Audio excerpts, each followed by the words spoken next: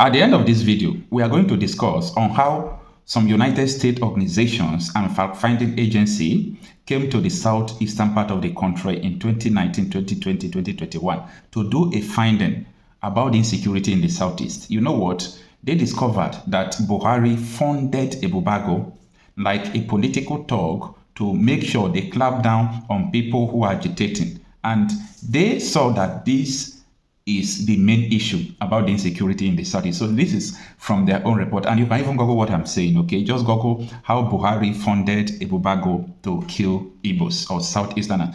Google it. You will understand the deep things and the dirty things they have done in the southeast. But for now, let us focus on the topic of this video. Monday, the 17th of November is today, 2025. Good evening. Thanks for joining me in this video. Abia Assembly writes to Tinubu, 6 Kanu's unconditional release. This is a publication from Guardian News. I saw it on the wall of Aloy Ejimako, who is a counsel to Nnamdi Kanu. Now, the Abia State House of Assembly, this is not the first time they are asking Tinubu to free Nnamdi Kanu. And they have showed their interest even when Omoyinde Sowore organized the Free Nnamdi Kanu protest. Abia Assembly wanted to join. Apart from the London they went to for a seminar, I think there are some political actors that also advise them. You don't have to join this for the best reason known to them. But what I'm trying to say is that Abia State House of Assembly, I understand that Nnamdi Kanu is from Abia State. Even Nnamdi Kanu's House of Rep member, also, we are seeing their move and everything they are doing to their own best of ability to free Nnamdi Kanu. Now, before we go into the details of this article and explaining the intention of this House of Assembly members and if there is anything their letter to Tinubu could do, let us take a listen to what Professor P.N.O. Lumumba said about the detention of Nnamdi Kanu. Kenya, of course, to complete the circle, is also problematic. It is in this country that Nnamdi Kanu was abducted, and I acted for Nnamdi Kanu, and we have gotten a judgment in his favor. The government has been condemned to pay 10 million and taken to Nigeria and is in prison in Nigeria. It is in this country that Kizza Besigye was abducted. It cannot be right. If you look at international law, rendition is something that we should not allow. People should be allowed to exercise their democratic rights, even if we don't agree with them. So you see, there is a crisis. We are signatories to the African Charter on Human and People's Rights. We are signatories to the Universal Declaration of Human Rights and all the UN charters. Why do we create an environment where people who don't agree with us become our enemies? It is a competition of ideas, so that what is happening in this region is that fear is being used by those in political leadership as an instrument of paralyzing the population into silence. Will the population agree to that when you look at it? History is consistent that you can only paralyze a population for so long. The things that we see, for example, that we saw in the Arab Spring that brought down governments, what we have seen in the streets of Africa, it started in Nairobi, Kenya. It did not go the full length. We saw it in Cameroon. It did not go the full length. We saw it in Abidjan. It did not go the full length. We saw it in Dar es Salaam. It did not go the full length. It went the full length in Madagascar. It went the full length in Bangladesh. It went the full length in Nepal. Demonstration and protest is the language of the unheard. And wisdom has always required and demanded at once that you listen to people, because you are a trustee. To hold public office, why do we call people in public office honorable? It is not because of them. It is the office that we honor.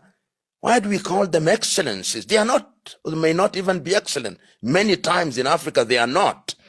But it is the institution, the offices that they hold for the sake of the nation. When they begin to think that they are demigods, they must remember there was a French Revolution. They must remember that there was the Turkish revolt.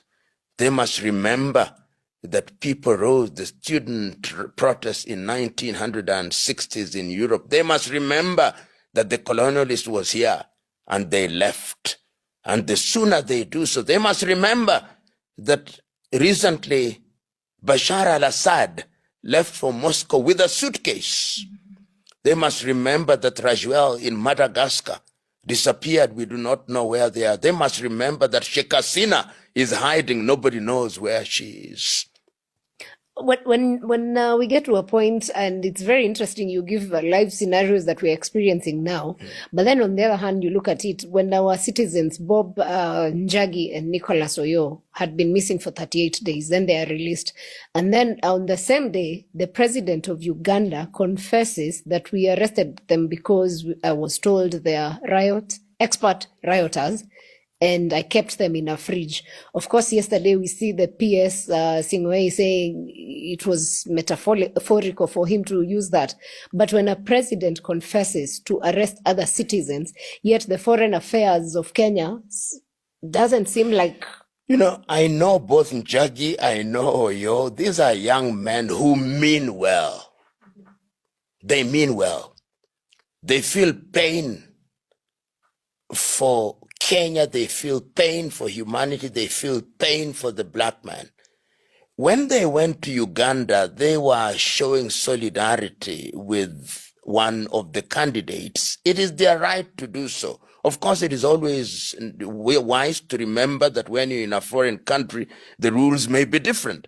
But when a national of a country is detained by a sister or brother country, it is incumbent upon that country's foreign affairs to be involved. You know, when I see the headlines of the Standard newspaper on the 13th day of November 2025 saying, we need diplomacy, you cannot contradict them. You cannot contradict them. Why do we have an embassy in Uganda? Did we see any attempt at negotiation? Did we see? We did not.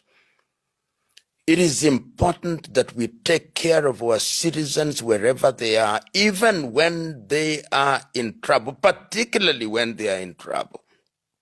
We had surrendered to the situation. If it had happened that it is their dead bodies that were delivered, our country would just have said, Hewala. Now, there is something very important that Professor Pierre Lumumba said.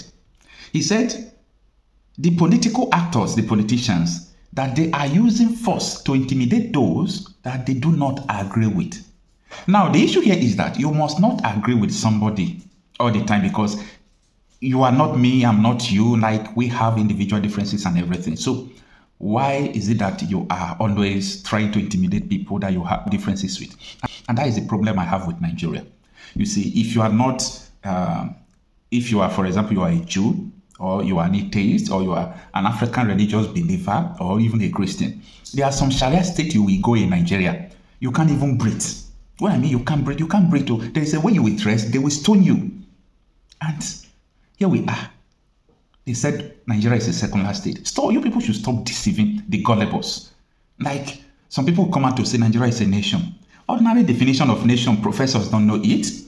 To say Nigeria is a nation, no. Does Nigeria, how is Nigeria a nation? It's a country. Yes, I can tell you maybe it's a country. But a nation, what is the meaning of a nation? No, we are not nation.